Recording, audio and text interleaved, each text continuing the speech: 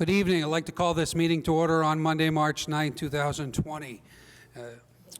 Recognition of members present under item 2. Councilor Archer will not be here tonight, seeing the rest of the council is seated. We would like to join, I'll ask you to join us in the Pledge of Allegiance. I pledge allegiance to the flag of the United States of America, to the republic for which it stands, one nation, under God, indivisible, with liberty and justice for all.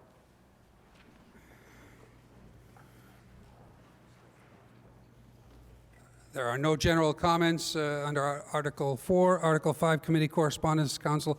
Do any councilors have any committee correspondence? Seeing none. Moving on to item 6, public comment. We have up first Betty Brunswick.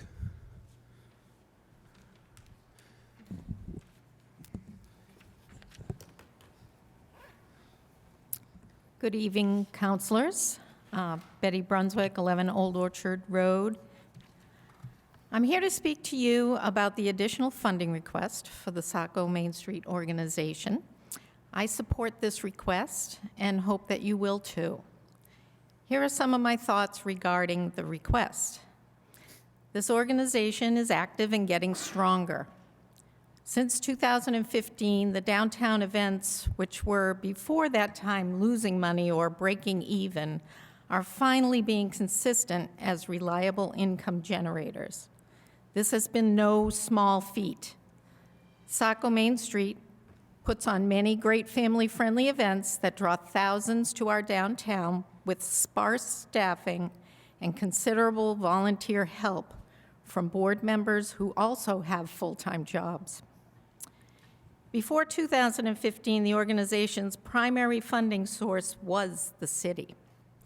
According to assessment criteria, a Main Street organization should be funded a third city, a third grants and sponsorships, and a third fundraising and donations. As the treasurer of Saco Main Street Board, I can tell you that we are making slow yet steady progress toward that goal. Right now, it's approximately 1/2 city with 1/4 sponsorships, 1/4 fundraising, and 3 or maybe another grant under our belt. Sponsorships are up and fundraising is improving in spite of the continued efforts by sparse staffing and a volunteer board. In the coming months, with our fundraising arm, the Saco Scoop, the Main Street organization is poised to enter the 3rd Scoop year with needed net profits. And with well-attended monthly business forums starting this month, the business sponsorships should increase considerably. Here is why the additional funding from the city makes sense. This one-time expense now will allow the organization to employ a new full-time person who will provide the needed support to special events, which are coming up, and community engagement. Currently, we are staffed 1 full-time and 1 part-time. And this isn't without a lot of effort to try to get more part-time and volunteer help in those positions. It's been very difficult.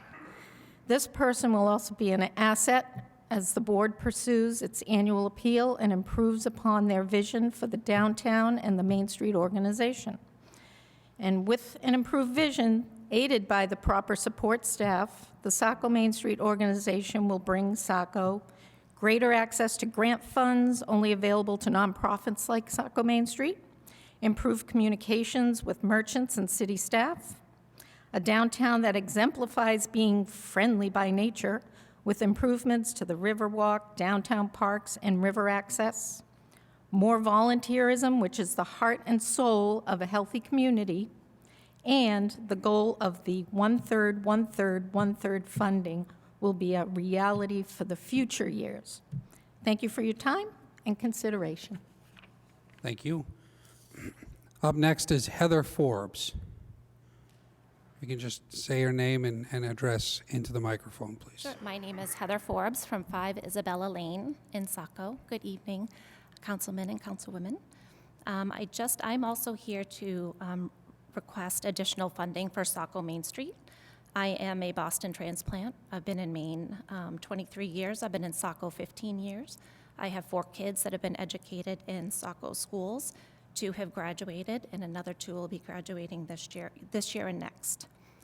Coming from Boston to Maine, as you can imagine, was a tremendous step, but I could have never chosen a better place to raise our family. And I have to tell you, I'm not a skilled public speaker. I often avoid it, but I do feel very passionate, so I will get through this. Our community, again, is tremendously important to me. As a busy mom and having a big family like many of you, days are spent shuttling kids to and from events, practices, music, dance, community events, church, everything in between. On top of this, like many of you, we all are working, helping with projects, homework, and trying to get more than just Cocoa Puffs on the table every night for dinner. And in between it all, we're still doing laundry, walking the dog, and we have 3 of those too, as you can imagine, so it does get crazy. In 2011, I was involved in a car accident where I broke my back. I was flat on my back for 8 months. And it was at that time when we were running around, we were so busy, we had an entire community come to our home with meals, shuttling our kids around, coordinating rides, cleaning our house, grocery shopping, and coming just to sit and visit. It was during this time, after staring at the walls and listening to terrible TV, that I recommitted myself to volunteering in the community and getting our family involved as well. So I volunteered quite a bit when I was in middle school and high school, but again, life gets busy, you stop, and this was the time to reset that. I wanted my kids also, like we talked about, a strong sense of community, to feel that strength and to be bonded. They had lessons in that every day, because when I thought about it, all their coaches were volunteers. The Boy Scout leaders were volunteers, Girl Scout leaders, teachers give so much of their time outside of their normal paid duties. And all of the efforts through the PTO. This is all volunteer and based on time. So this led me to Saco Main Street. And one of the reasons I truly love being part of this group is because we do put on all these events that coordinate our families and our community together. Things like the Harvest Fest, Bark in the Park, Cabin Fever Reliever, the Holiday Festival and Parade of Lights. These are so important to our community and getting our families together. And the last piece that I wanted to mention is that I truly feel that Saco Main Street is the exemplar of community-centeredness and how to bring neighbors together by leveraging new opportunities and ideas. I'm grateful to be part of this committee, to not only to be able to give back, but to provide a place of belonging for generations to come. Thank you very much. Up next is Don Pylon.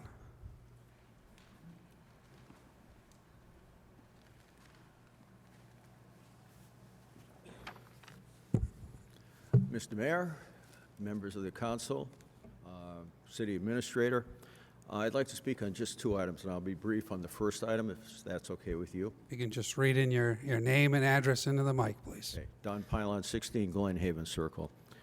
In reference to Saco Main Street, the small increase that they're requesting is a modest amount. The good work that they do in promoting the city and the events that they have brings a lot of people to the town. I don't know if there's any other agency, and I have not experienced any other agency that has been a good ambassador for the city. My family, my daughter and my daughter's husband and my granddaughter have participated in many of the events that this organization sponsors. When you look at what other municipalities do, and other municipalities have larger organizations and many organizations that promote their city. This organization does a fantastic job with very little funds, and this small request that they're asking for is peanuts in the scheme of things. So I would encourage you to just make the appropriation. They do a good job. That's one thing. My second reason for being in front of you today is the firehouse, this new firehouse that is on the agenda before you, was first brought to the previous council by the previous administration. Now we have two new members, or actually three new members of the council. And I think it would be unfair to rush this thing along until these three new members of the council have the ability to speak to their constituents. They're just three new council members that are just getting acquainted with the people in their wards. So I would hope that they would have the ability to get acquainted with this project and with the members in their wards so that they can kind of get a feel for how the people in their wards feel about this. And that brings me to my next point. Is this going out to referendum, Mr. Mayor? If you look at the agenda, there is a bond issuance question that will be following. So yes, it will go up. So it will be. It will be. Okay, so I don't think that, there has been a lot of information that the people in the community have been, or there's been a lot of information shared with the community on this project. And I hope that when, will there be a public hearing as well on this item? It depends on what the council does here tonight when they take a vote later on this evening, so I can't. Well, let me encourage the council to have a public hearing. This is a $7 million appropriation, a bond appropriation. So I would hope that the council would see their way clear to have a public hearing on this appropriation. Okay? Thank you very much. Thank you. There is nobody else signed up. Does anyone else wish to speak and address the council during public comment? Seeing none, move on to approval of minutes. There are no minutes to approve. So we have agenda item 8, which is consent of items. There's one item, item A, availability of nomination papers for Ward 3 school board seat. The Ward 3 school board member resigned last Tuesday, so there is an open seat. Is there a motion to approve the consent agenda? Mr. Mayor, School board member, Council member Johnston. I'd respectfully ask that this get read into the record. I think it's kind of vital for the people watching at home or maybe in the future to understand how we are moving forward with this process. Councilor Gunn, can you read this into the record? Certainly. Oh. Just be a moment, thank you. Sure.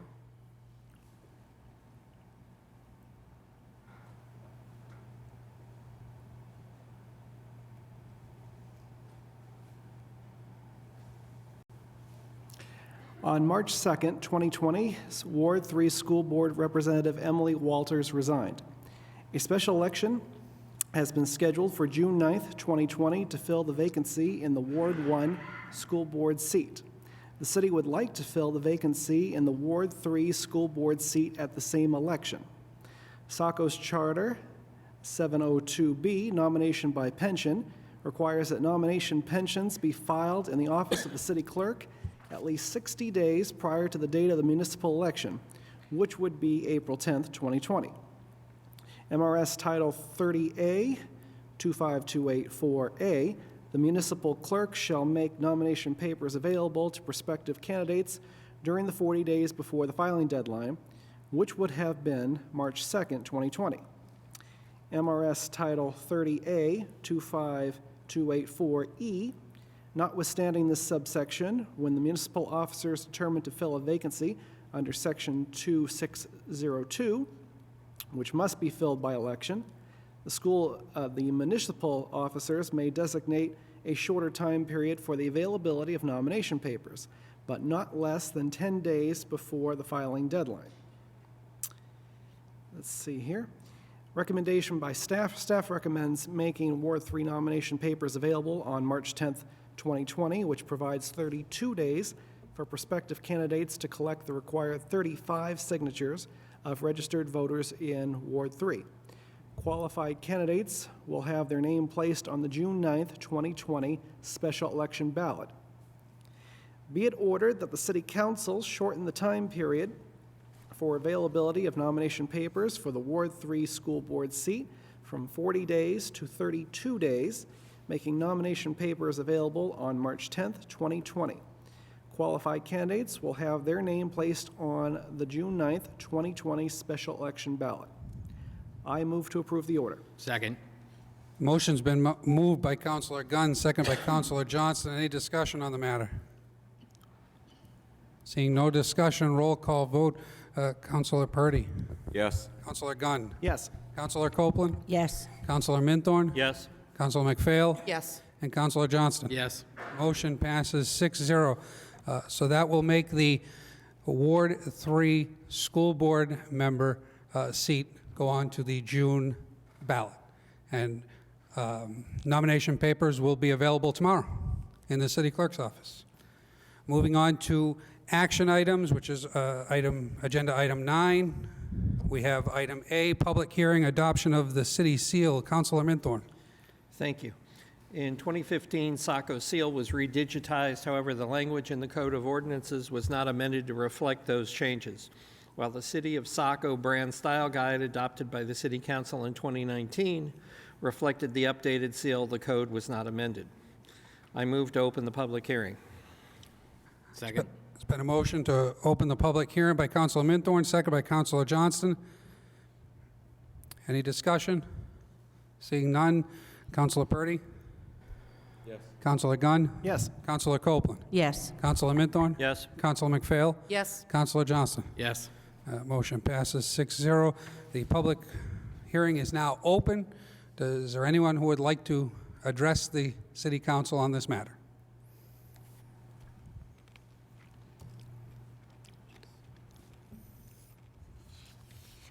You just say your name and address again, please. Sure. Don Pylon, 16 Glen Haven Circle. I looked at the seal, and I understand what you're trying to accomplish, make it a little bit more 21st century. The only thing that I think is missing from my perspective is, other than the city of Saco, everything is city of Saco, but you left off Maine, identifying Maine. I'd like to see Maine included there. If someone takes a city vehicle, goes to Boston, or goes outside the state of Maine with a city vehicle to attend a conference or a convention or something like that, I think it's important to identify that the vehicle or we're from Maine. So I'd like to see ME included in the logo somewhere. Thank you. Thank you. Are there any other public comments? Seeing none, Councilor Minthorn. I move to close the public hearing and further move to schedule the second and final reading of the proposed amended charter, Chapter 1, General Provisions, Section 1-19, seal for March 16th, 2020. Motion's been made to close the public hearing by Councilor Minthorn. Is there a second? Second. Councilor Copeland. Any discussion? Seeing none, Councilor Purdy. Yes. Councilor Gunn. Yes. Councilor Copeland. Yes. Councilor Minthorn. Yes. Councilor McPhail. Yes. Councilor Johnston. Yes. Motion passes 6-0. You will see this final reading on March 16th. Moving on to item B, second and final reading, budget amendment number 7 for police department reallocation. Councilor Johnston. The police department has identified that it will come to the end of the fiscal year underspent on a couple of lines due to openings. Therefore, it is looking to appropriate a portion of those funds for other uses, which might otherwise impact the tax rate in fiscal year 2021. Specifically, $20,000 will be repurposed to cover the cost of more fuel-efficient vehicle for the deputy chief, $40,000 for the new in-car computer tablets, and $15,000 for the city's portion of the cost of a new training simulator. There is no net impact to the unassigned fund balance. City staff recommends approval. Be it ordered that the City Council approves the second and final reading of Budget Amendment Number 7, fiscal year 2020. I move to approve the order. Second. Motion's been made by Councilor Johnston, second by Councilor Minthorn. Any discussion? Seeing no discussion, a roll call vote. Councilor Purdy. Yes. Councilor Gunn. Yes. Councilor Copeland. Yes. Councilor Minthorn. Yes. Councilor McPhail. Yes. Councilor Johnston. Yes. Motion passes 6-0. Item C, second and final reading, Budget Amendment Number 8, Saco Main Street. Councilor McPhail. Saco Main Street has requested an additional $20,000 in support of increasing headcount to aid in transition planning. Be it ordered that the City Council approves the second and final reading of Budget Amendment Number 8, fiscal year 2020. I move to approve the order. Second. Motion's been made by Councilor McPhail, second by Councilor Minthorn. Any discussion? Councilor Johnston. I guess I still need some clarity on this. A new position is being added, is that correct? Well, the motion is to give $20,000 more in a budget amendment to Saco Main Street, and what they've said that they plan to do with it is hire an additional staff member. That is what's been presented to the council. I can't tell you that that's what's going to happen, but that's what's been presented to the council. All right, so the background states that the purpose is to increase headcount to aid in transition planning. I guess my question, as I heard it stated tonight, that this was a one-time cost, and my question is, the budget that I received had in this year and next year an increase of $60,000. Is that the intent going forward? Is $40,000 going to be requested next year instead of the 30 that was originally requested that's now 20? It's potential there could be something in the future, but right now we're addressing the motion, which is $20,000 in additional funding to Saco Main Street. Okay, I understand that, but yeah, I guess you're missing my point. I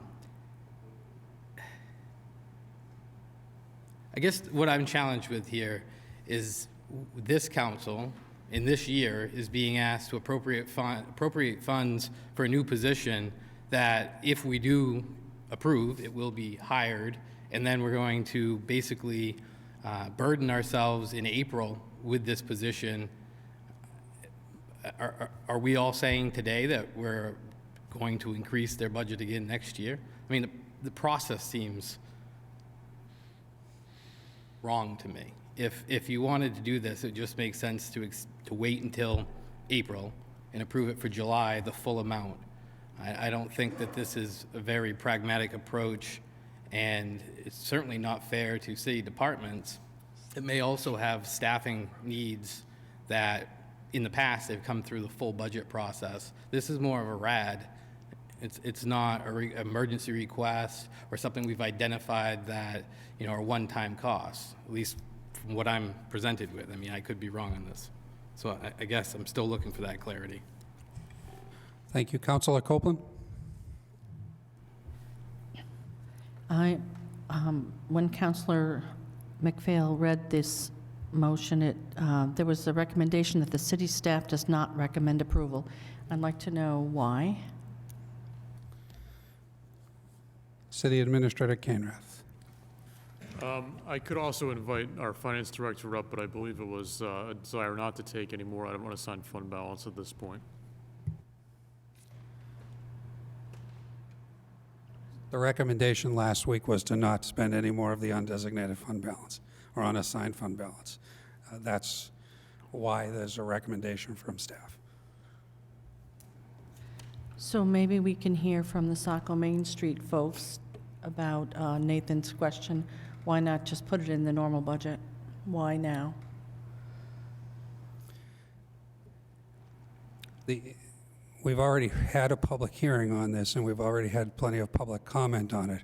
At this point, it's time to vote on the matter that's before you. I mean, I think it was explained what the intent is. Right, but Counselor Johnston is questioning the procedure, and I think it's reasonable to ask folks who are right here why the significance of doing it separately from the normal process. You asked if there's comments or questions. Those are my questions. Is the council okay with bringing up members of the public to speak on this matter? Fair enough. Go ahead. Executive Director Rob Biggs, would you like to come up and speak on the matter?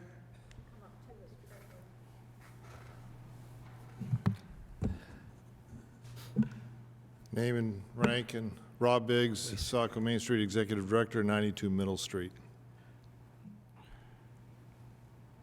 Question? The question was, why is it so necessary to bring this forward as a budget amendment now rather than go through the budget process? Well, the intent of this was to help bring on additional staff through our annual cycle of planning and development of the event process throughout the summer, and to just relieve the pressure of one person managing 9 events during the year. Thank you. Thank you. Does that answer your question, Councilor Copeland? Yes. Councilor Thank you. Johnston? Why wasn't this requested in full then? Let me go back. Sure. My understanding is that you're hiring a full-time position, correct? Correct. So in this year, you're asking for a portion of those funds to pay for this position? Because the budget cycle for the city doesn't start until July 1st. Right. Or not the cycle, but, well, actually, that's when it So it starts. funds the position for three and a half months or so, if you were to hire it Right. tomorrow. And so I guess, again, my challenge is, from council perspective, when we deal with the budget, we go through a budget process. Throughout the year, you may have an emergency come out, or, you end up with extra funds that you decide to appropriate towards something that may be hit in the next year. So the challenge I have is that we're basically, if we were to approve this tonight, we're approving these funds for a position that is going to move into the next year, and I am assuming is coming into your next year's budget. Correct. We will actually be asking the city for $60,000 In out of addition- the city budget For next year. for next year. In addition, so 80 total for these 2 years? 80 total for 20 for the last 3 months, and then 60 more come July 1. 60 for the July 1st through July 1st of 2020 through 2021, correct. Correct. So we're growing an organization, we're growing a budget to 91,000, and then adding another 60,000 for next year. Next year, we will be asking the city for $60,000 from the city budget. Correct. I'm getting at the total that the city would be giving as a subsidy for next year. Okay, well, there's a city, and then there's a downtown investment district, or the omnibus district, which is a TIF. Correct, it's a TIF. It starts with Yep. the word tax. It all Yep. comes from the city. So again, what I'm getting at procedurally is what council is doing is essentially tying our hands, right or wrong, to a decision in this year, next year, because they're going to go out and hire somebody. And I highly doubt they're going to hire somebody for 3 months, and then council turns around and says, hey, sorry, we don't have enough money, and I wouldn't want them to do that. So I prefer, and I think that city staff would, this is part of the problem city staff has too, would prefer that this just goes through the regular budget process for FY21, and then we can decide if we want to add whatever the total would be at that point to the organization. Thank you. Any other councilors? Councilor Minthorn? As I recall, the original request was higher than this because it came in like, when, November, December last year is when December. Rob originally made this in December, and here we are in March, and we're finally getting around to it. I don't think it's last minute from the perspective of, we've basically been sitting on this 3 months, moving it through the process. Thank you. Any other councilors? Okay, no other questions? Thank you. A roll call vote. Councilor Purdy? Yes. Councilor Gunn? Yes. Councilor Copeland? Yes. Councilor Minthorn? Yes. Councilor McPhail? Yes. Councilor Johnston? No. That motion passes 5-1. Moving on to item D, Safety Annex Building Design Presentation. I'd like to bring down Fire Chief Duras. Need a couple of minutes to get the IT stuff up. We will take a 5-minute recess. So is that our presentation computer? Is that the computer you're presenting off of? Tell me the name of that thing where now, when you use that OneNote thing, do you have bookmarks in there?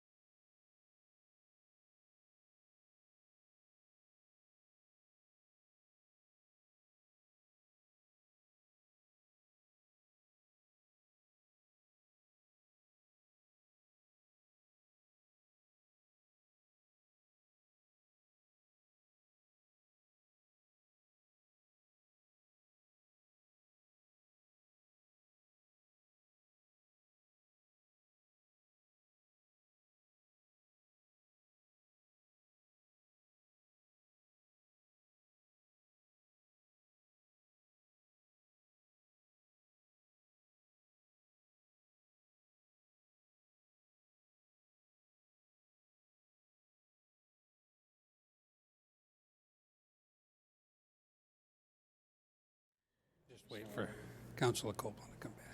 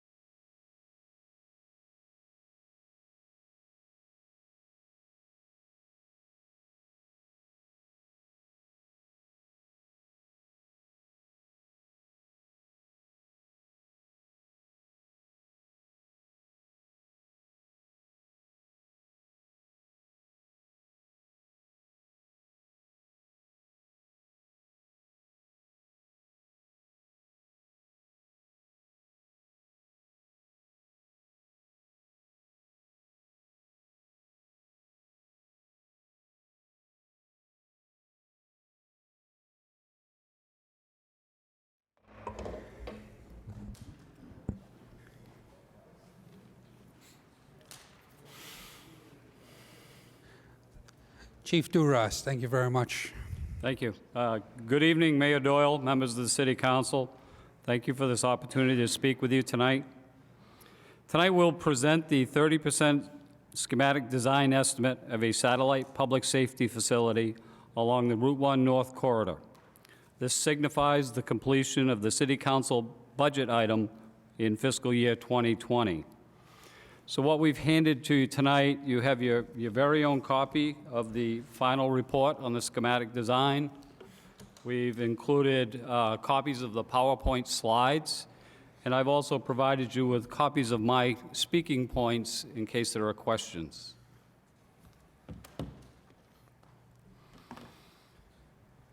We've assembled an all-star cast to speak to you tonight. At the conclusion of my presentation, you'll hear from the Police Chief, Jack Clements. Mark Donovan is here. Mark is a project manager for PC Construction. And Andy Hyland, who is the principal architect for Port City Architecture.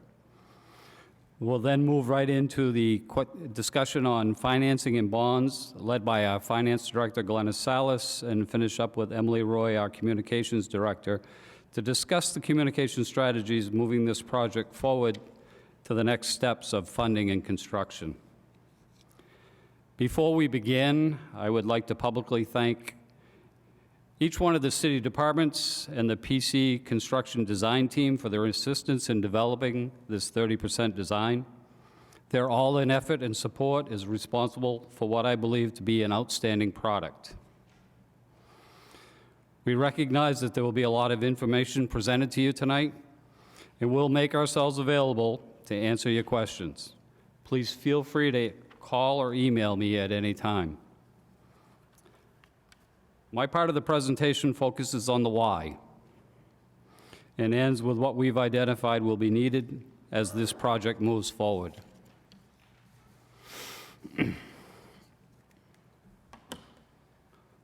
The City of Saco is committed to ensuring that all community members have access to high-level, high-quality public services, public safety services. This is not a new project or idea.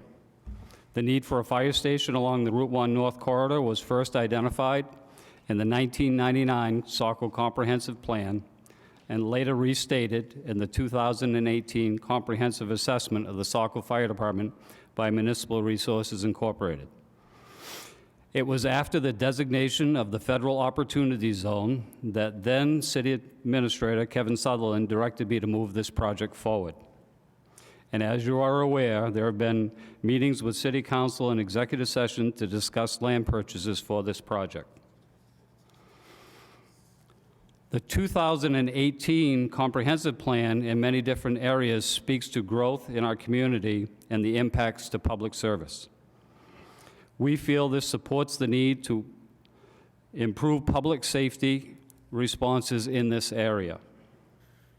Some of the notes in the comprehensive plan on page 8 were population growth, showing few signs of slowing down. They predicted a 6% growth in population in the years 2016 through 2021. On page 186, it talks about the expansion of Saco's industrial parks in this area of the city and continues to experience substantial growth in manufacturing and office uses. And municipal services such as police and fire protection have seen changes in the patterns of service demands. As development spreads, these services become stretched. To answer the why, we developed some overarching goals. This facility is intended to reduce travel distance and response times for emergency responders, maintain and improve the city's public fire protection classification as determined by the Insurance Service Office, and strengthen City of Saco's commitment to public safety for all community members. Just a little more detail, this facility will enhance fire and EMS response, police efficiencies, emergency communications. It could serve as a satellite emergency operations center or as a command post for incidents. And it will be a municipal building with training and meeting space available for municipal operations.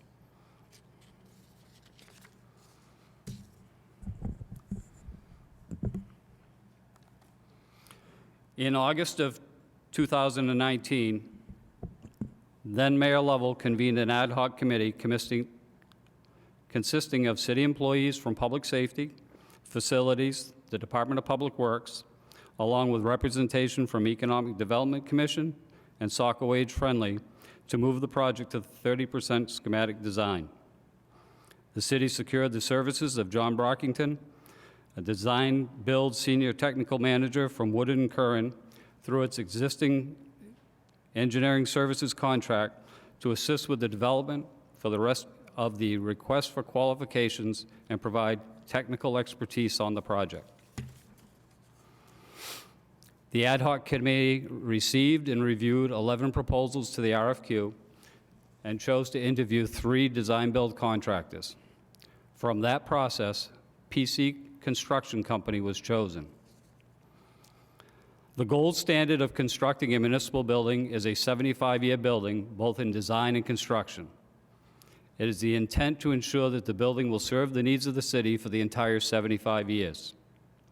We'll leave the construction and design presentation to the experts from PC Construction and Port City Architecture a little later in the presentation. When it came to site selection, we had 3 basic needs. We wanted to be able to enter Route 1 at a signalized traffic intersection and improve response times and be on a back lot, saving prime road frontage for businesses.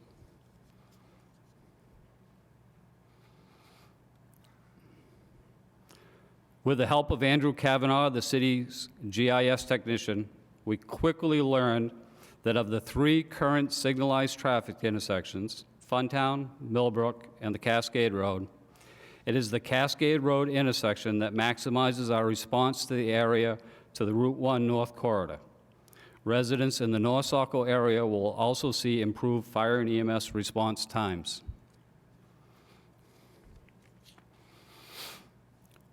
We use the National Fire Protection Association's 1710 Standard on Organization and Deployment of Resources as a guiding document. We continue to strive to be compliant with the 4-minute response time. That is 4 minutes or less travel time for the first arriving engine company, 4 minutes or less travel time for the first arriving basic life support EMS unit. If you were to review the City of Saco annual reports from 2005 to 2015, you would see that under then City Administrator Richard Michaud, we were required to report on our ability to meet this standard. The best we ever did was to achieve about 60 to 65% compliance with this requirement. Today, we are below 60% compliance, which is directly related to the growth beyond the downtown district. Looking back at the map, the area shaded in green depicts the 4-minute response time from Central Fire Station. The area shaded in blue depicts the 4-minute response time plus 5 miles per hour from the Cascade Road intersection. From the Cascade Road intersection, we can improve our response times to a growing area in the city, and it will greatly improve our response times to the northwest area, the North Saco area. There will still be areas that we cannot get to in 4 minutes, but the data shows that we could get to 80% or better on our response time metric. Overall, Saco citizens and businesses will see faster response time from public safety responders.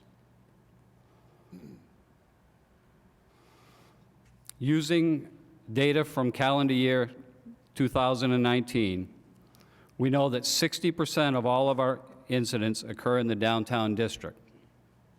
After revising the fire districts, the new Cascade district would have over 25% of all incidents in their primary response area. The remaining 15% is primarily the Camp Ellis district and mutual aid responses. With growth and increased incidents, the call distribution between downtown and Cascade districts is expected to become more balanced.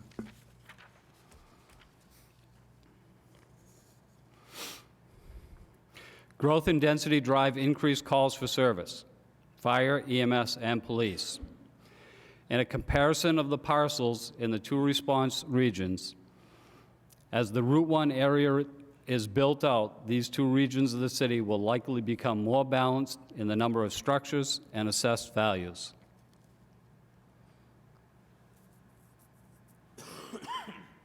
We're also aware of new growth that is under construction, and proposed projects. Given the information from planning and development, we anticipate continued growth in this area. We expect 700 additional residential units in a combination of single-family and multifamily buildings. The Millbrook Business Park is 80% sold out, and build-out of the sold lots is expected this year or next year. There are 3 new business parks, both privately and publicly owned, that are in the planning process. Ready Seafood, Hancock Lumber, and multiple inquiries and interested parties in developing additional commercial parcels. The police department tells us that in the last 4 years, there's been a 15.7% increase in motor vehicle accidents.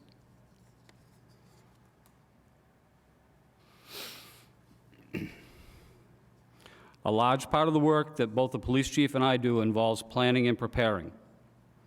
In terms of this project, we are suggesting it is time to move from planning to action.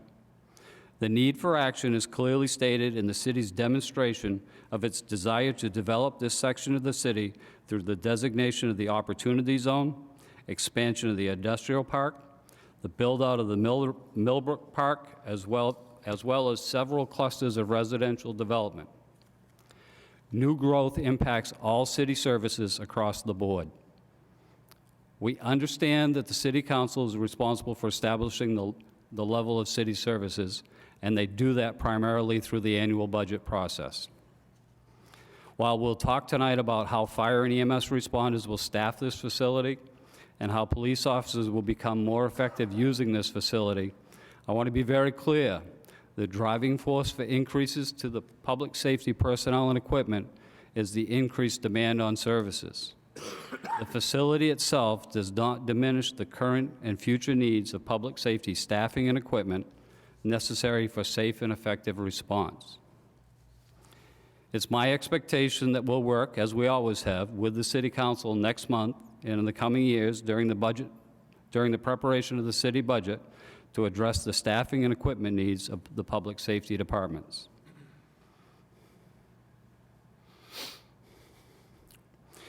In advance of next month's budget discussions, I'd like to take a few moments to discuss the current state, future needs, and how Those might tie with the construction of a new satellite public safety facility.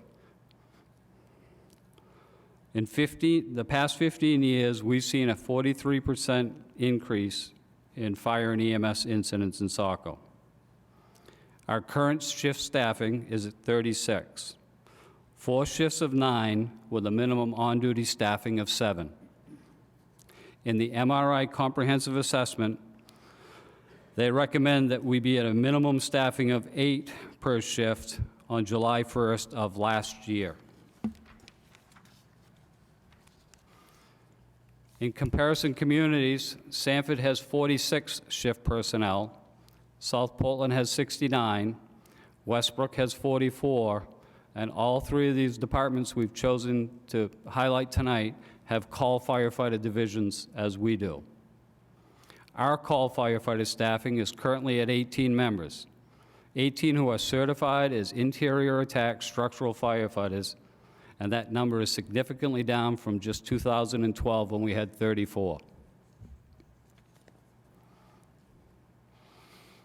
How do we deploy? Our on-duty staffing is housed at Central Fire Station.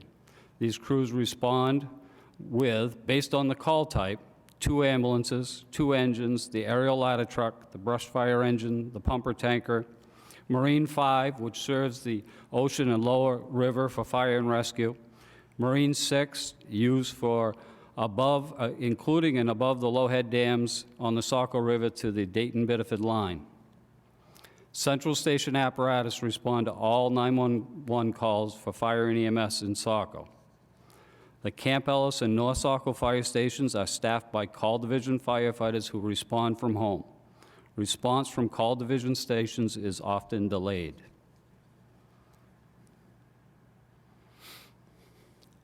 One of our biggest challenges is simultaneous and overlapping calls. Occurrence of calls, simultaneous calls, happens frequently. It's multiple incidents occurring at the same time deplete the on-duty staffing resources for extended periods of time.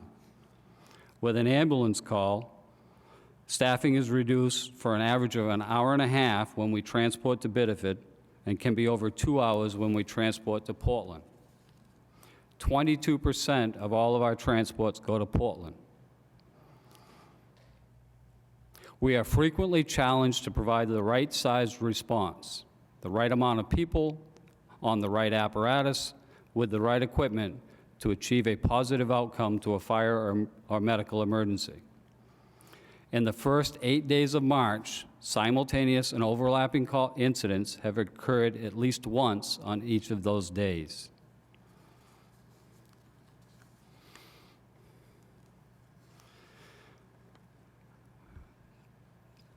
These are similar graphs that we used last year during the budget process. What we want to try to show you tonight is what the current staffing and future staffing on duty looks like.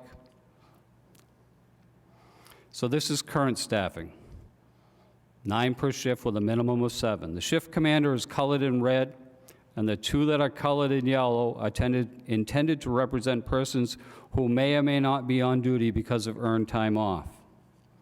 At the beginning of each shift, personnel are assigned to frontline apparatus, the fire apparatus for a building fire and the primary ambulance, with secondary assignments and positions on the second ambulance, Engine 9, our wildland fire truck, the tank truck, and the marine operations. We strive for a 3-person engine company staffed with a driver-operator, company officer who's a working officer, and a firefighter, somebody who can pull hose and extinguish fire. A 2-person ladder company, again staffed with a driver-operator and a working company officer, and a 2-person ambulance crew with the primary responsibilities for patient care, but are also cross-trained and can perform firefighting duties. The shift commander responds in a command vehicle and has overall responsibility for safe and effective incident operation. It all looks good on paper at 7 o'clock in the morning, but as soon as the first call comes in, we are no longer able to meet our right-sized response goals.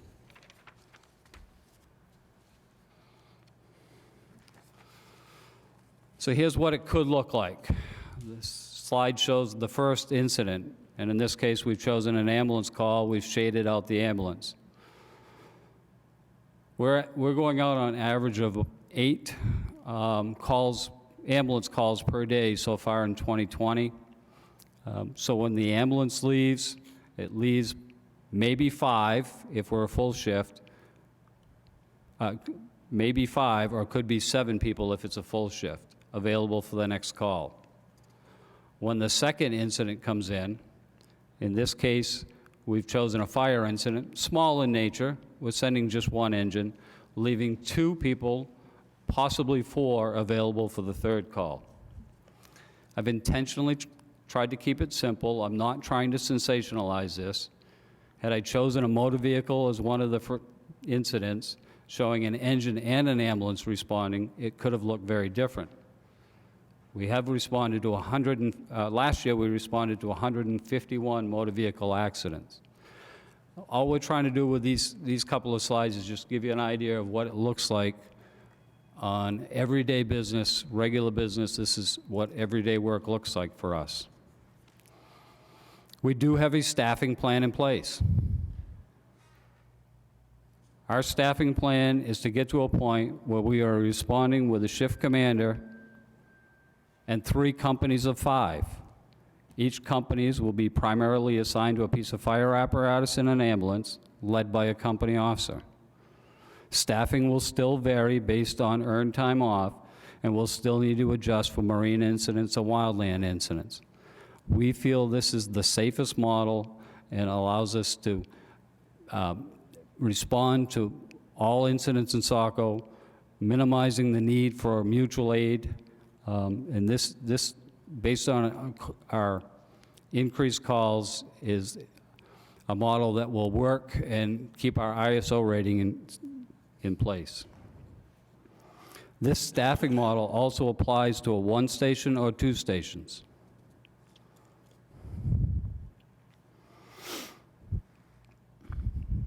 If we are able to complete construction of the satellite public safety facility, we feel the needs of shift staffing level of 13 with an on-duty minimum crew of 11 is a good starting point.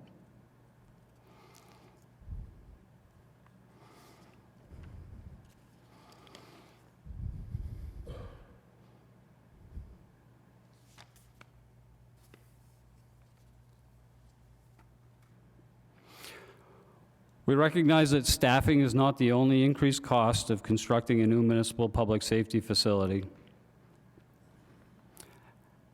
And there are many challenges ahead that we'll all have to work through.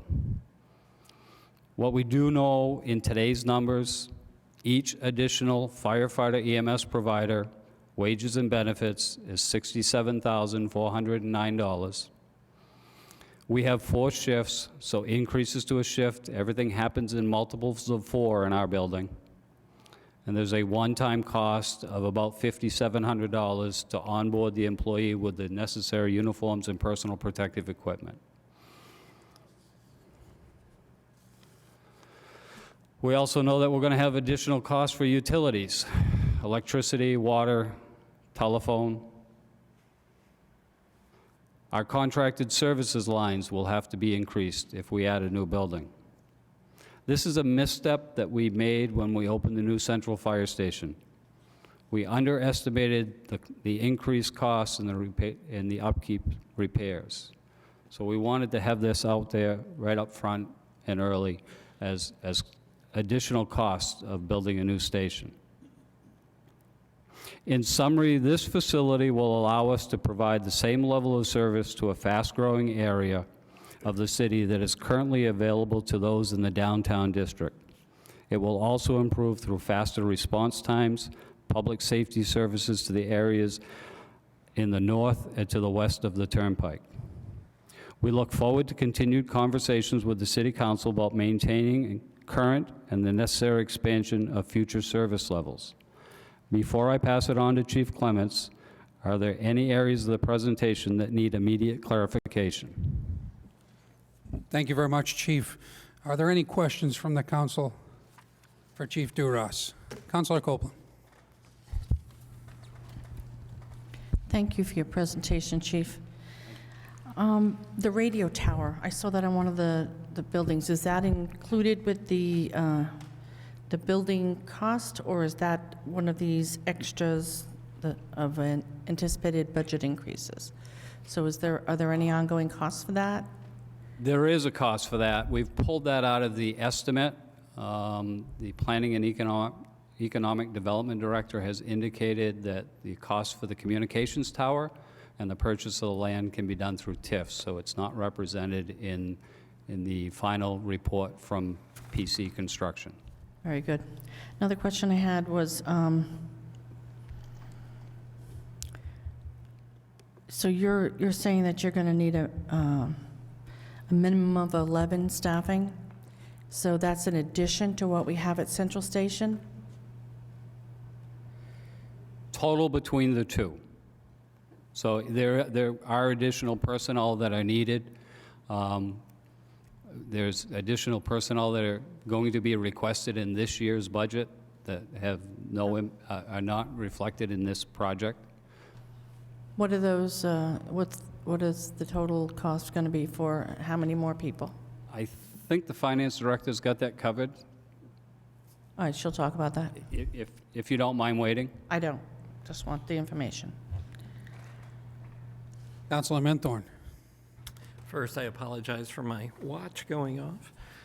Secondly, at the current staffing levels that we're at and the current response times that we are at what point do we cross the threshold where ISO is going to start raising their rating on our residential as well as commercial individuals, and therefore they're going to see increases in either their commercial insurance or the residential homeowners insurance because of a higher ISO rating in those service areas?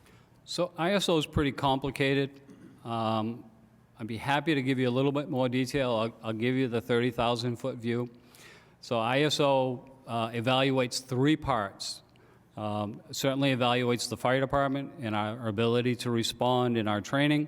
It also evaluates our communications dispatch and their ability to process calls. And the third component is the public water supply, the water available in the road and in the hydrants for fighting fires. I've been through 2 ISO evaluations. They come around about every 10 years, and they're probably due soon. And the fire department and dispatch usually do pretty well in getting all the points at this time, and I know that they're working on it. I'm not here to throw Maine Water under the bus, but Maine Water, it's usually the available water and fire flow in the ground that impacts us. What ISO will look at is the apparatus that we're able to get on the road for fires and fire alarm activations, and how many pieces of apparatus we can get on the road, and how many people are on that apparatus when it goes. All right, thank you. And they'll give percentage points for call firefighters, and with the decreasing number of the call firefighters, that's where it's going to get us. Great, thanks. Councilor Copeland. Quick question about Ward 4. Clearly, we're not in the range here, but will response time, I know that it's not going to be at the optimum 4 minutes, but if we have this satellite, is it expected that the central station will be freed up a little bit more and be able to get down to Ward 4 more quickly? Well, that will come with the additional staffing, so that there'll be people left at Central Station, whether at 1 station or 2 stations, to get there. Okay. So you're right, Ward 4, we can get to about the Old Orchard Road in the 4 minutes plus 5 miles per hour. And all of that is based on travel conditions and traffic and how many red lights we come across. And I appreciate that you're out at the Camp Ellis station when it's inclement weather. That's very much appreciated. Is there any hope that there's going to be more, you call them something else, but I assume they're just volunteers, or what are they? The call. Our on-call division, so that we can have some there's staffing always there? hope. Okay. The reality is, it's not just a Saco problem. It's a understand. statewide problem. It's a national problem. Unfortunately, in Ward 4, We have one resident who lives on the Old Orchard Road, which kind of is close. That's the closest resident to the Camp Ellis Fire Station. That is a member of the Camp Ellis Fire Station. One. And you require 4 to go anywhere? The truck will get on the road with a driver, and may come to Central Fire Station in coverage, will go to a working fire incident. But the reality is really is nobody that lives in Ward 4 that has chosen to be a member of the Call Firefighter Division. So if there are people who are interested, they should contact our fire We would department. love to hear from them. Terrific, thank you. Any further questions for Chief Douras? Seeing none. Thank you, Chief. Chief Clements. Chief Clements. Good evening. So for the police department side, when they were started to discuss looking at putting a fire station up there, one of the things that I went to Chief Douras about was potentially getting some space in that building, just an office where we can have folks go to. As you know, the Saco Police Department is at the very southern edge of the city, and the patrol unit that covers North Saco, that car gets 60,000 miles a year. You just speak into the mic. Can you hear me? Councilor Copeland wasn't able to hear you. Can you hear me now? Is that better? So when I'll repeat myself then, I'm sorry. When we started talking about putting a building up in the north part of the city, I did speak with Chief Douras about getting some type of workspace in there, an office, something where an officer can go to complete reports, make some phone calls, take a break when they need to do that type of thing. The reason being is, as you know, the Saco Police Department is on the very southern edge of the city. So the patrol car that covers North Saco, that car gets 60,000 miles a year because they may go to North Saco, have to turn around and come back down to the police department to complete reports, that are more in-depth reports. They can do some small ones in the car, but for the most part, they wind up coming back to the police department and then heading back up north. So from my standpoint, that's a lot of mileage to put on a car. So having some workspace up there where we can get an officer up there to stay up in that patrol zone helps us out. And we do get a significant number of traffic collisions up on Portland Road, so that does keep them in that patrol area. The other thing that we're looking at is we do have some issues with radio communications in the city. Putting a tower up there, I believe, as we start looking, and of course it's down the road, but as we start looking at a new radio system for public safety in the city, that's a place that we can, when we do a propagation study, I think that's going to help us out from a communication standpoint. It gives us something up north that can cover a more broad area. We do have something on a tower up there now, but because it's not our tower, we kind of move our way down. So this would be something that would be up at the very top of the tower, and I think that would help us out. Thank you, Chief. What is the potential costs of a new radio system?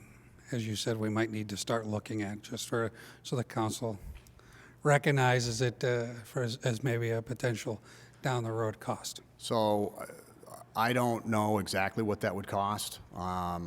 Biddeford is still out trying to get bids, I believe. It's not cheap. I don't think we're anywhere, potentially near there yet, but I think when you look across the public safety spectrum, there's a number of things, and again, this facility is one of them, is something that the city's going to have to look at. Thank you. Are there any questions for Chief Clements? Seeing none, thank you very much. Chief Douras. Just to introduce Mark Donovan from PC Construction and Andy Highland from Port City Architecture.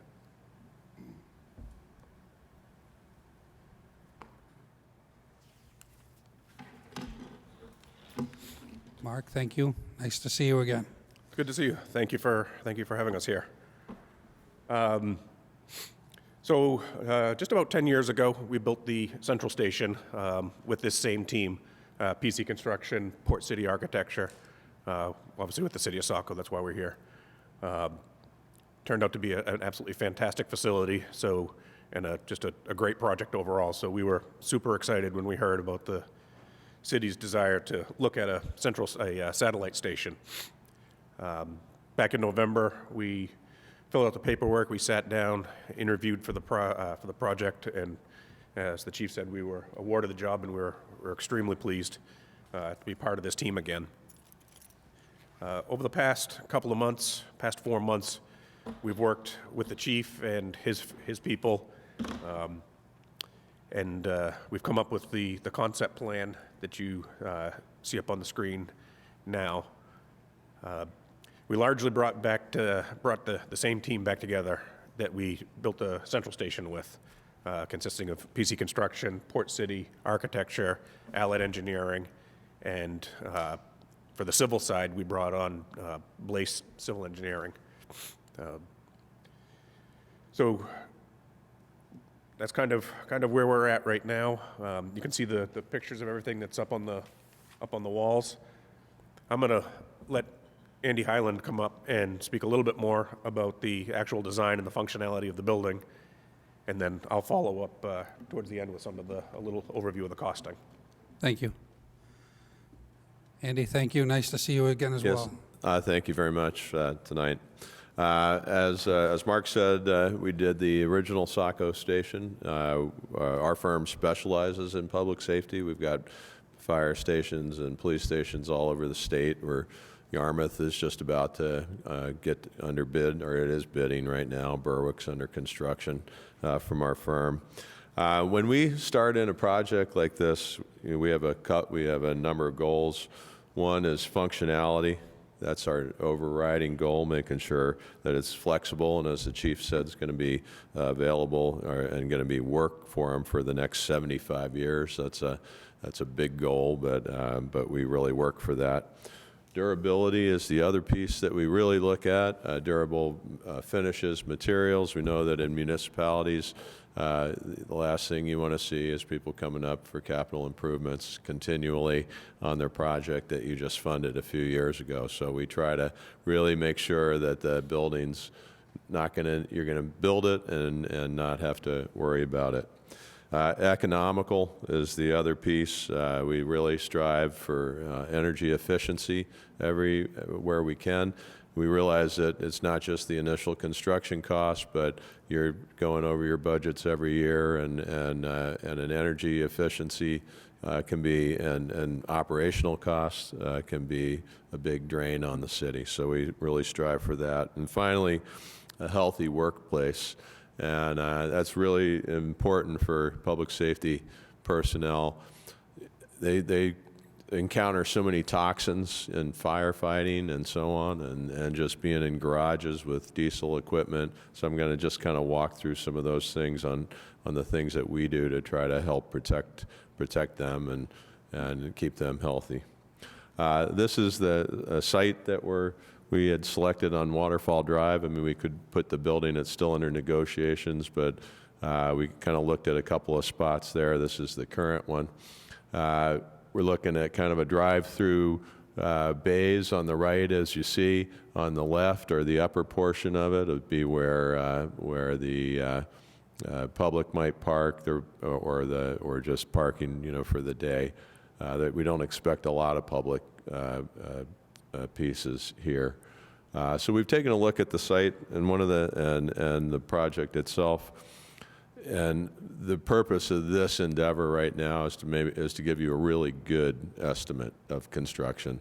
So the purpose of this was to identify, culverts, radio stations, anything, any objects that were going to add cost to it. This is the plan here when we look at. So we try to keep it simple, keep it rectilinear.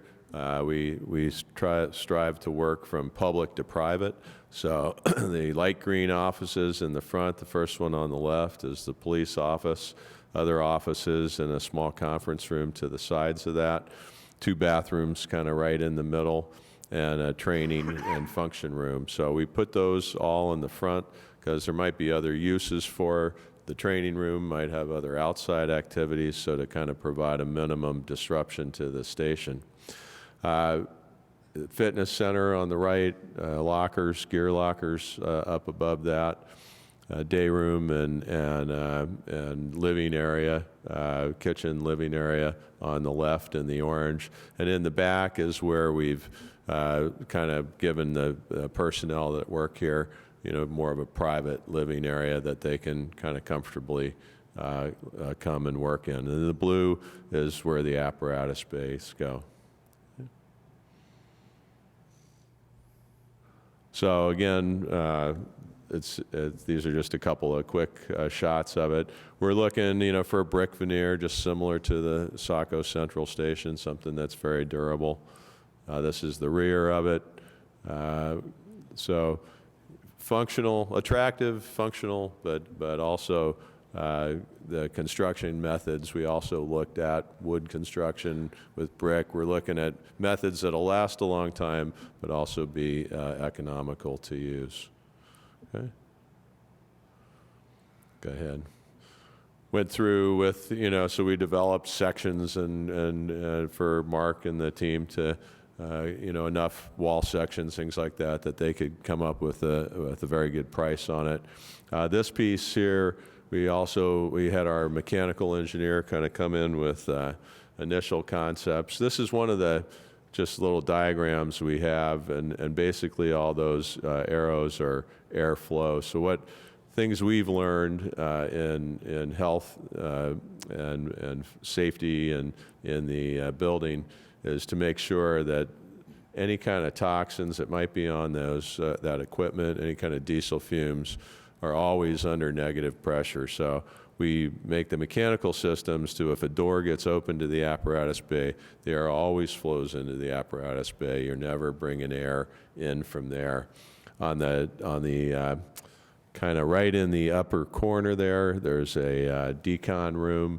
So what that type of room is, you can come in, you can hose down your turnout gear equipment. There's a washer dryer. So that's where you can really clean up any remaining toxins that might be on, or carcinogens that might be on your equipment, and then get into the bunk room and living areas directly from there. So it's about health, and again, fitness center is an important piece of this. There's a big problem with public safety. It's a very stressful job to make sure everybody stays healthy for the job, and that they're the ones coming to the rescue, not getting rescued on it. Okay? I think that's, yep. So Thank you very much. Are there any questions from the councilors? Seeing none, thank you very much. You're welcome.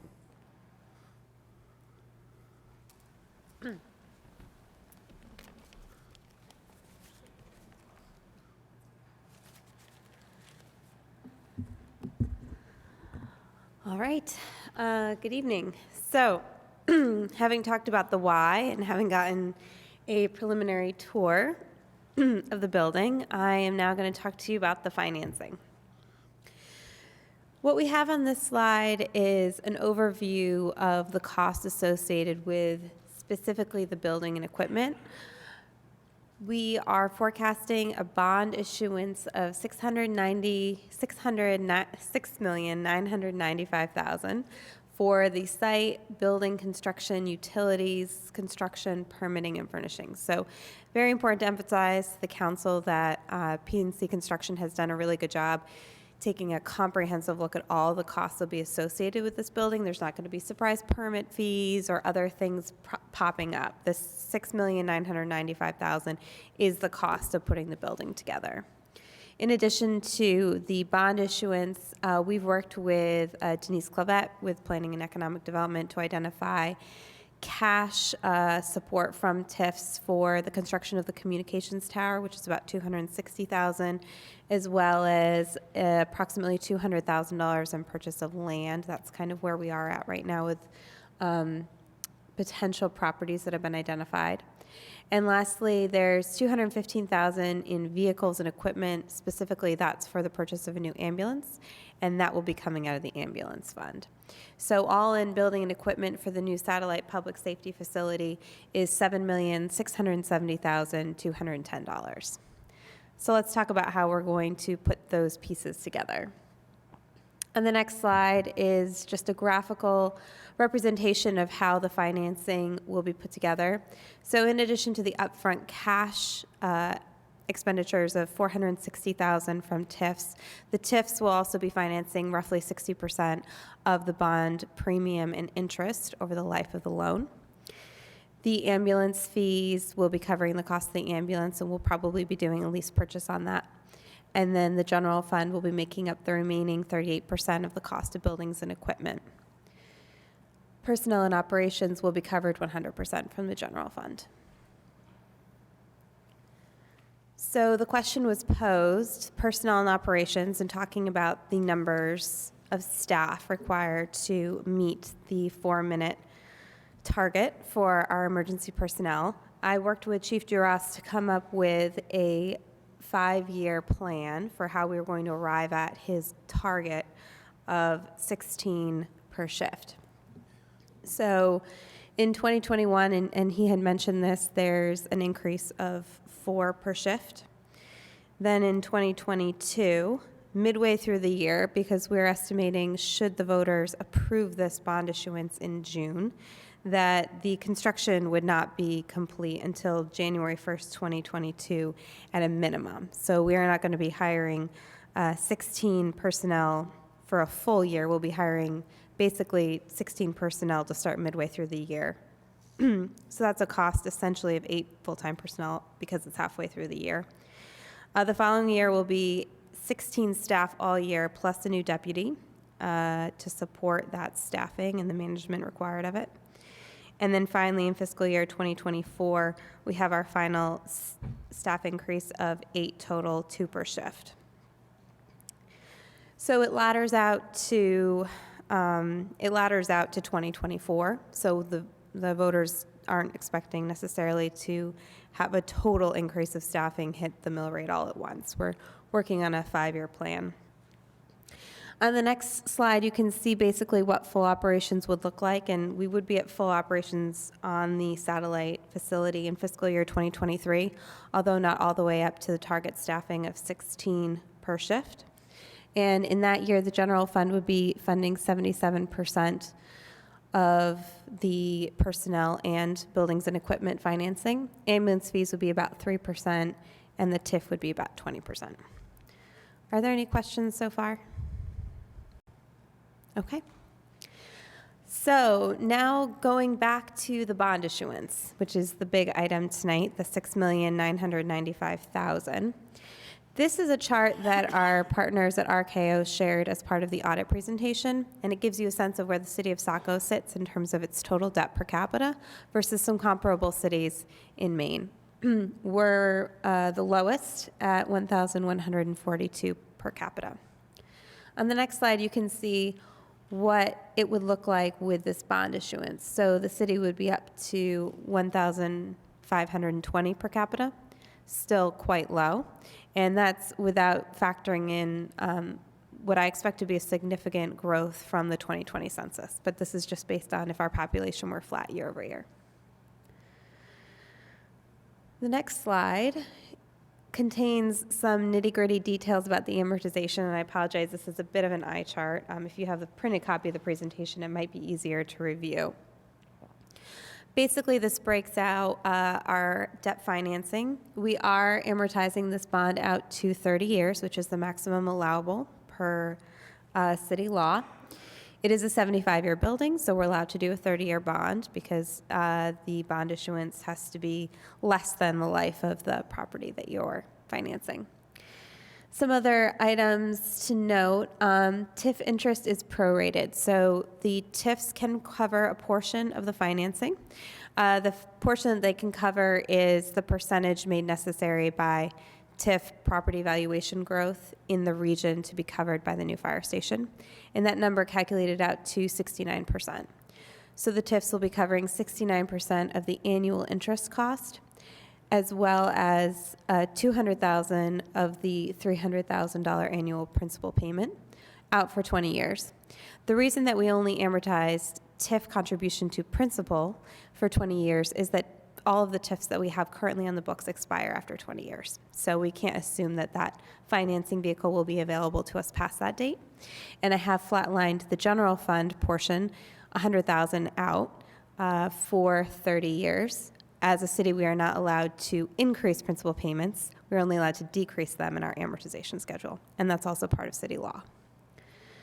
Finally, I want to highlight that in fiscal year 2021, there are no principal payments. So we'll do an interest-only payment in year one and then begin principal payments in fiscal year 2022. Next slide.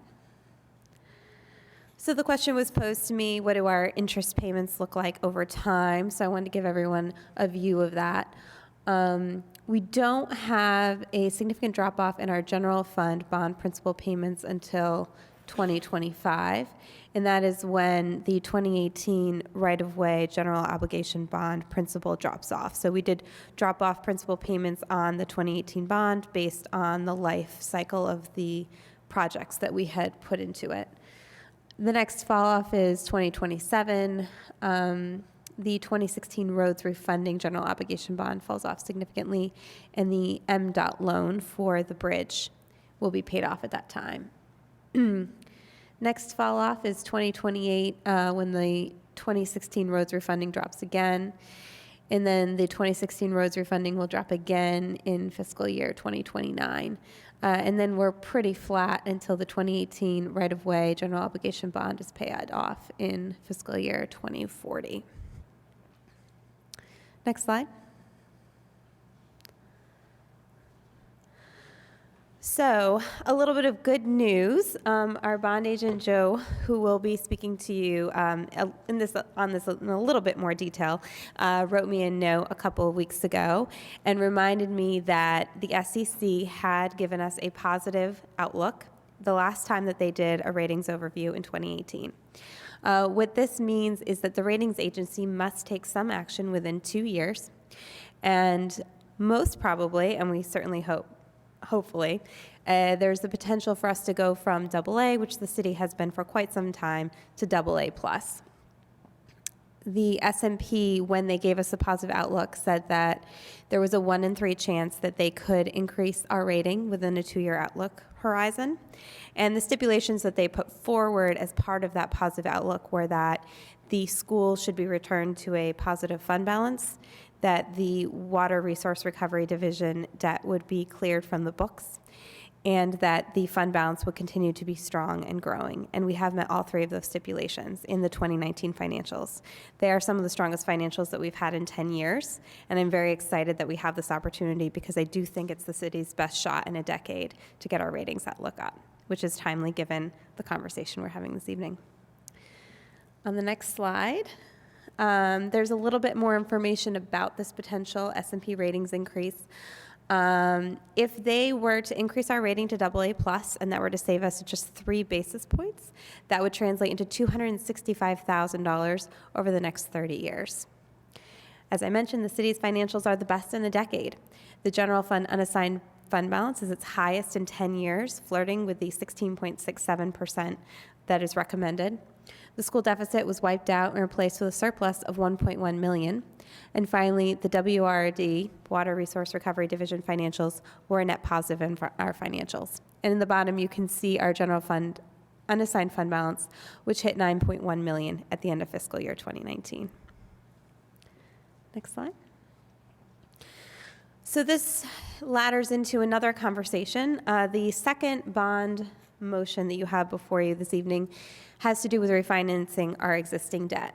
And this is even more favorable given some actions that the federal government has been taking on their interest rate over the last couple of days.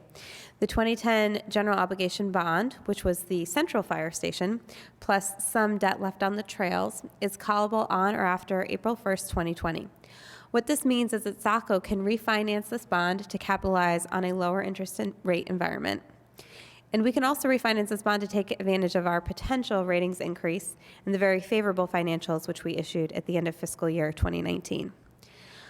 Savings are conservatively estimated at $729,500 over the next 20 years. Again, this could be even higher if the S&P rating goes to AA+. Some question was posed about why go to referendum in June? Why not wait until the November presidential election?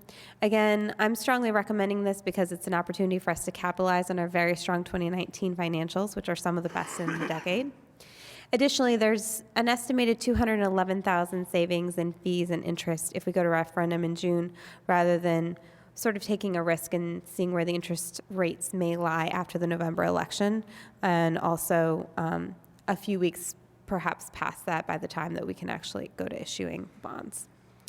And for more information on that, I'm going to invite Joe Quatera, our Morris & Cabot bond agent, to speak in some more detail.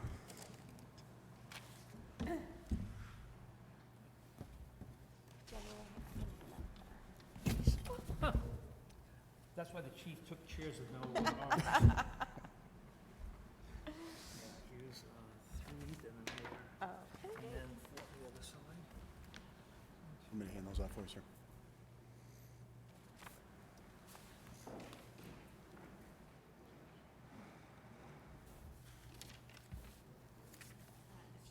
Thank you very much. Thank you. So I'll approach the dais in a second.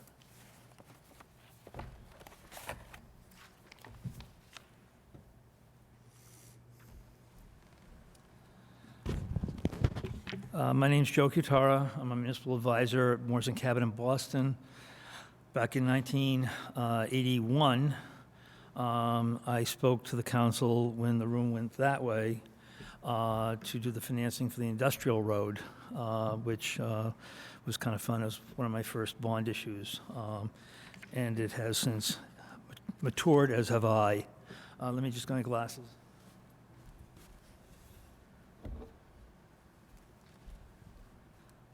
I've taken your notes for you.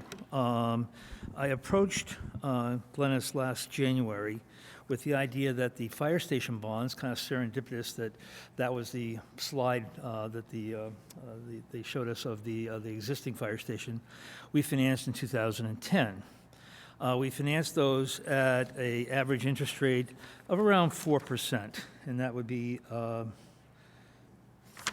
page 2 of your handout. And what I had looked at back in January, and the market has changed significantly, but for the better, is I looked at current rates and what it would cost, including cost of issuance, to just do a refunding for the bonds. And it's just like a house. If you have a 5% mortgage and rates are at 3%, you refinance the house and you save the interest. Same terms of principal amount payment, but we project on this about a $965,000 absolute dollar savings and about a $760,000 present value savings.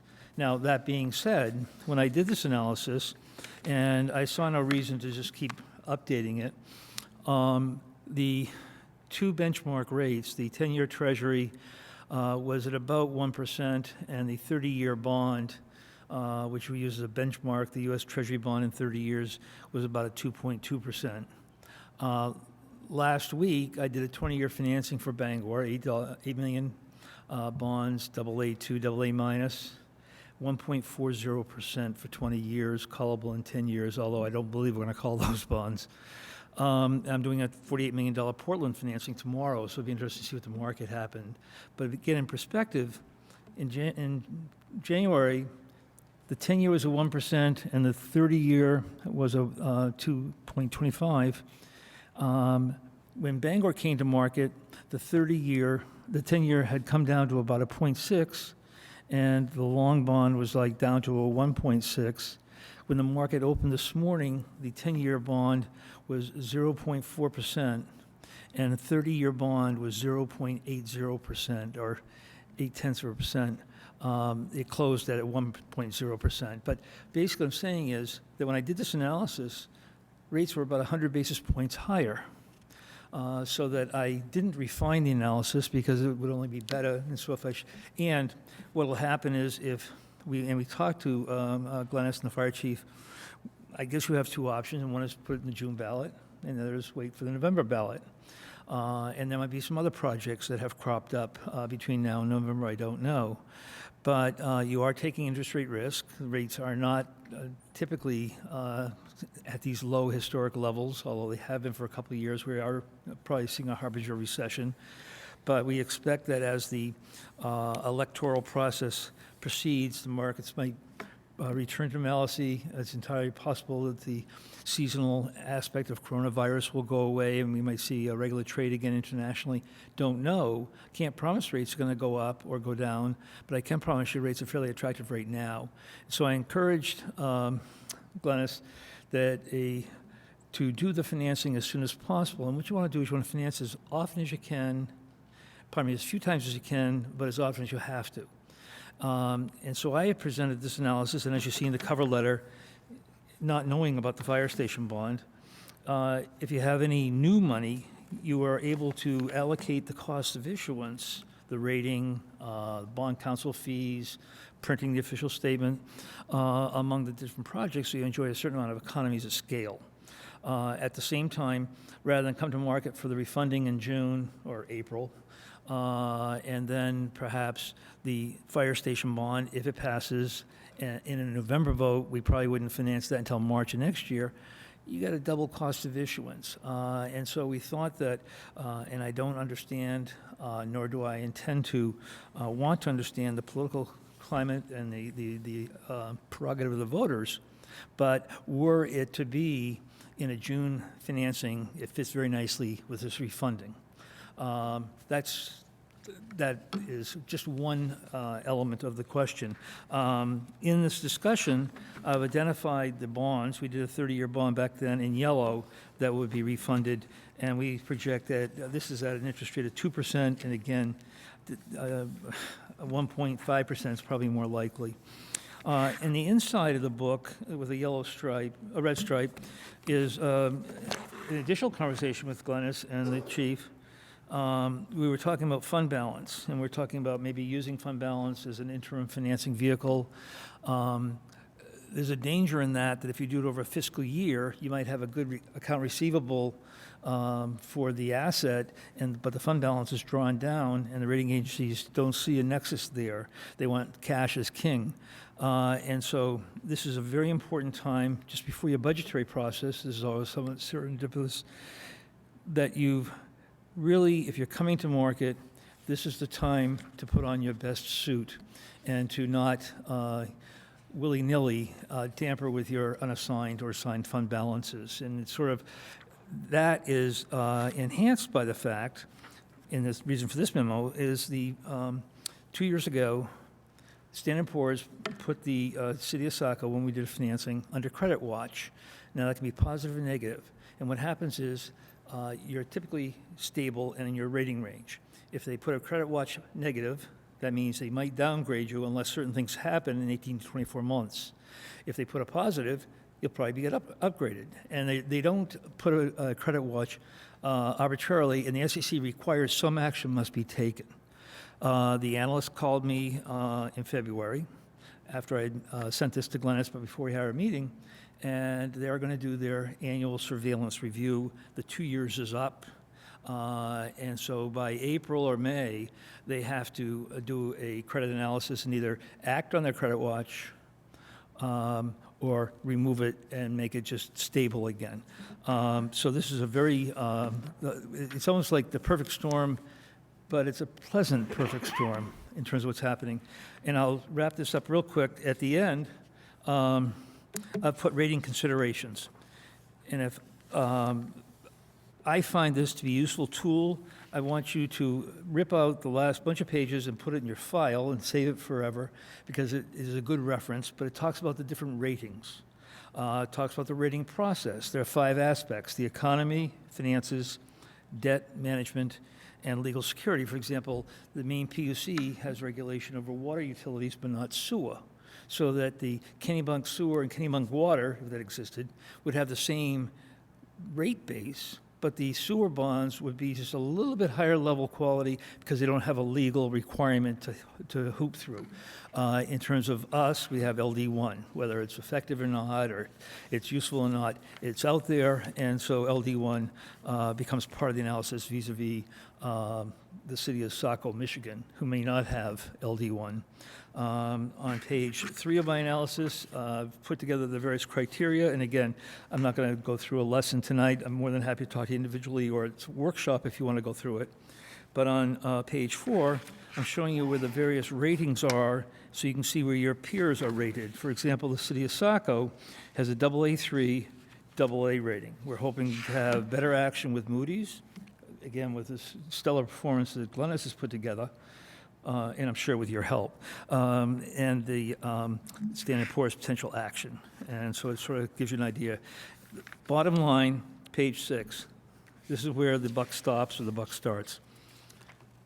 Who cares about a rating increase? Well, it's quantifiable. I've put together the 4 tiers of investment grade rating. I'm not talking about speculative. And the lowest grade are the BAA ranges or the BBB. Then you have upper medium grade, which are the A ranges, where Saco has hovered for years. Then you have the high grade rating, which is the AA ratings, AA3, AA regular, and then prime, AAA. And as you can see in the prior sheet, there are not a lot of AAAs in Maine. Portland and Falmouth are the only municipalities in Maine that have a AAA by Moody's and Standard & Poor's. There are a bunch of other communities that do have a AAA with S&P. But then I've put together, if you had a AA2 and it went down to a AA3, it's probably going to cost you 3 to 5 basis points in yield. If you went from one tranche, an A1 up to a AA3, you've gone from upper medium to high grade.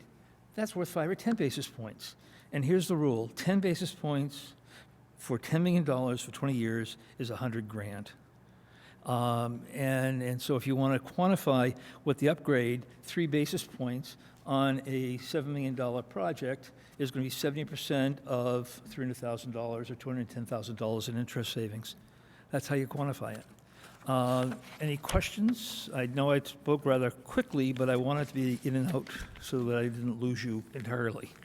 Thank you, Mr. Cutera. Are there any questions from the council? Seeing none, thank you very much. Thank you.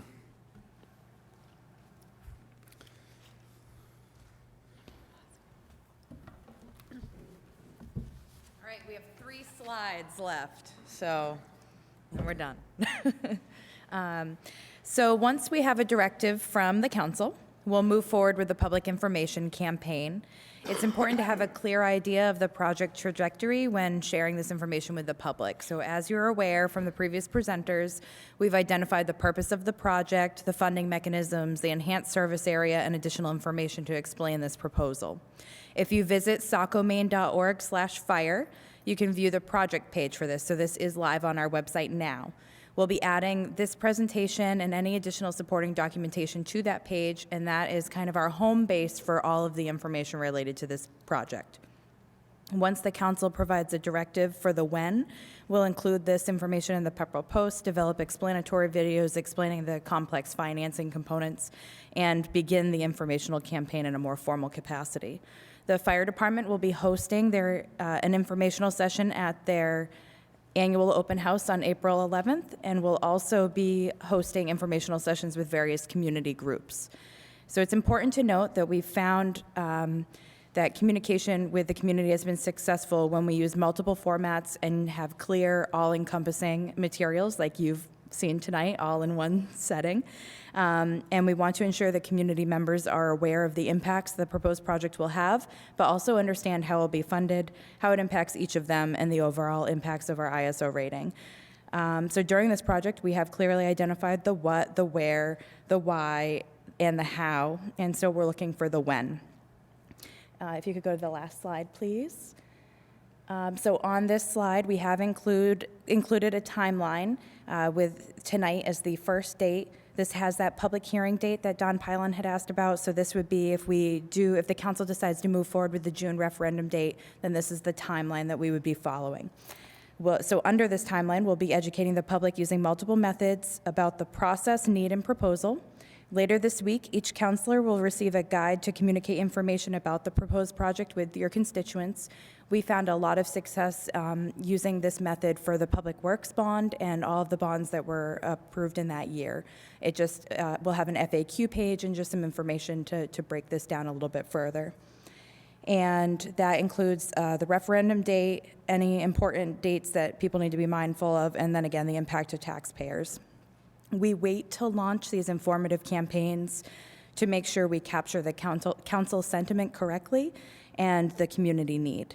So as materials are disseminated and shared with you all, we'll encourage constituents to visit sacomaine.org/fire for more information, and we'll have all of this available on social media as well. Thank you very much. Are there any questions from the council? Councilor Copeland. Thank you very much for that information. I do have a question. I know that there are 3 new counselors who didn't go through the whole process when we had MRI do it. Is that presentation available on the website for them? It is. It's on that sacomaine.org/fire page as well. Okay, so the MRI is the analysis that we paid for and was very informative and led us to where we are today. And I really suggest that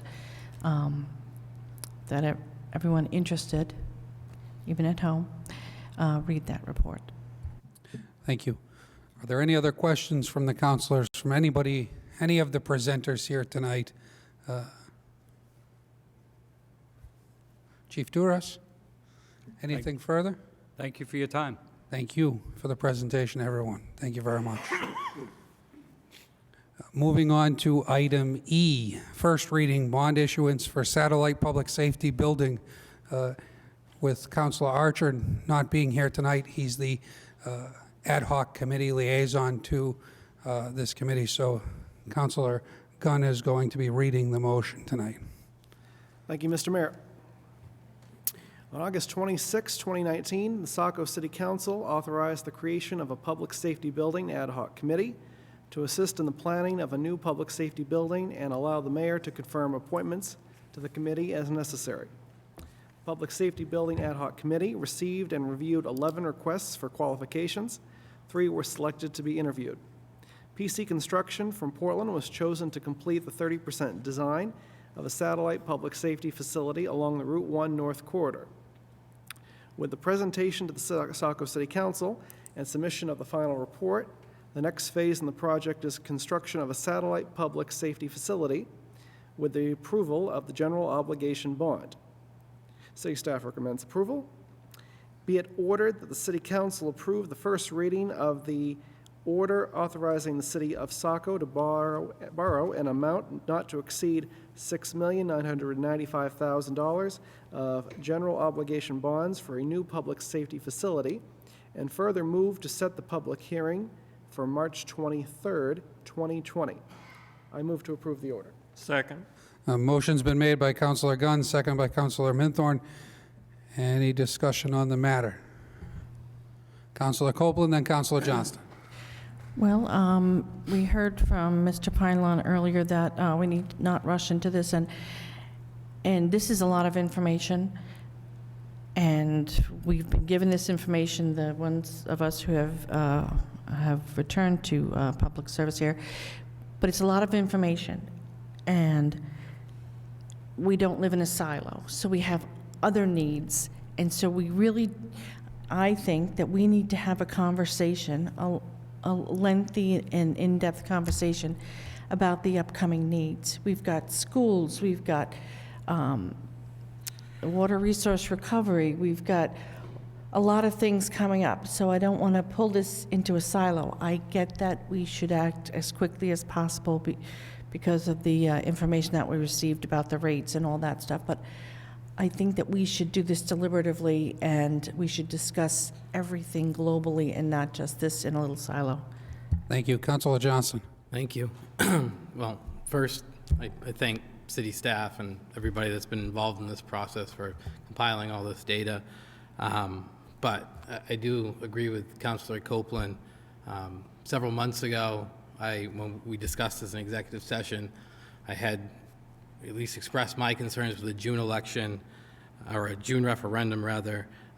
And even with the potential savings, from my standpoint, I find it hard to potentially rush this without full input from the community, given we are looking at, hopefully in the near future, a bonding for a school, and that's going to have a major impact when that comes to fruition.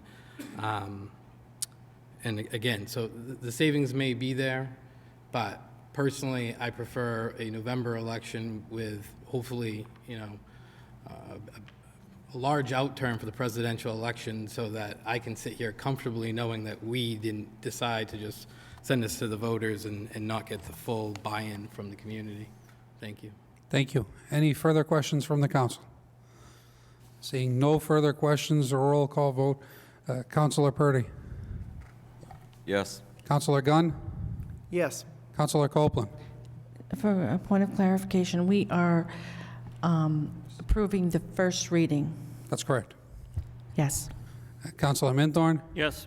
Councilor McPhail. Yes. And Councilor Johnston. Yes. This motion passes 6-0. Moving on to item F, first reading, refunding of general obligation bonds. Councilor Minthorn.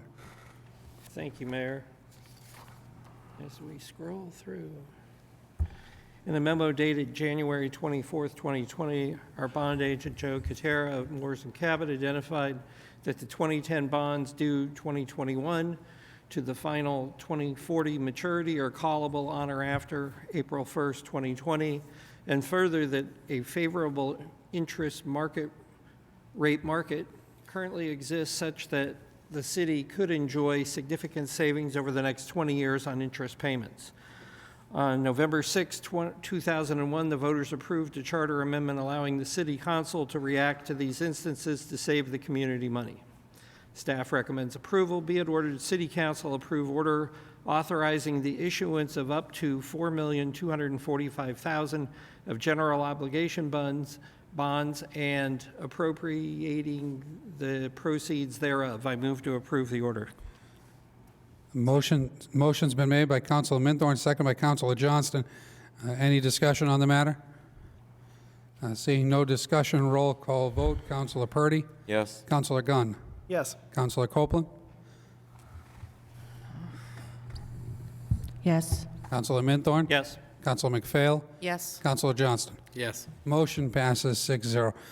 We now move on to item 10, new business. There's no new business. We will move on to item 11, administrative update. City Administrator Canrath. Thank you, Mr. Mayor. A few quick items. First, our Public Works Facility RFP interviews with 2 firms have been completed. Staff is now currently putting together recommendations for council consideration, and we'll have that at an upcoming meeting shortly. Camp Ellis and the U.S. Army Corps, we have scheduled a conference call with the Army Corps of Engineers for March 27th to reopen discussions on potential solutions, obviously concerning the jetty and erosion. The mayor and I will be participating in that call along with representatives from our congressional delegation offices, and we will report back from there on our next steps.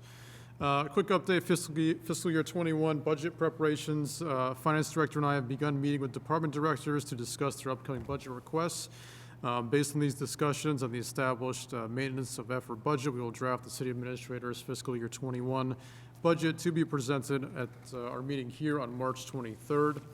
And lastly, our Water Resource Recovery Department has issued a letter of support for a federal grant opportunity being offered to Maine Manufacturing Partners in Biddeford, who is currently developing technology that would produce hydrogen fuel from effluent wastewater. This technology could help to promote the department's mission of recovering valuable resources from the wastewater stream while lessening its dependence on fossil fuels. It's pretty interesting stuff. So, thank you. Thank you. Any questions for the City Administrator? Seeing none, moving on to item 12, council discussion and comment.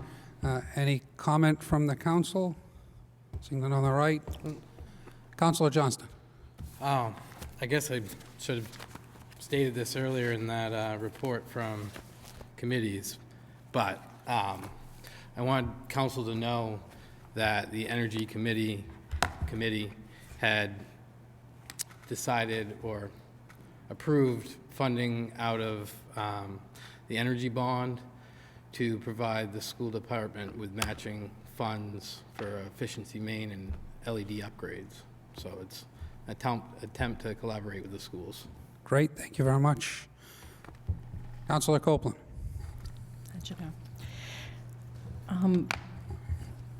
Thank you for that, Nathan. And I just wanted to ask our commissions and so forth, and I've asked maybe 3 or 4 times. I'm going to continue asking till it happens. When you have meetings, please send the minutes to be posted on the website under your commission page, because you're doing good work, you're volunteering, you're spending your time. Let's open the community conversation about these things and the awareness of what's going on. So take minutes and post them. Thank you. Thank you. Any further comment? Or no further comment. There is no executive session tonight. Do I have a motion to adjourn? Motion's been made by Councilor Minthorn. Is there a second? Second by Councilor Purdy. Any discussion? Seeing none, hand vote. All in favor? Unanimous, 6-0. We are adjourned.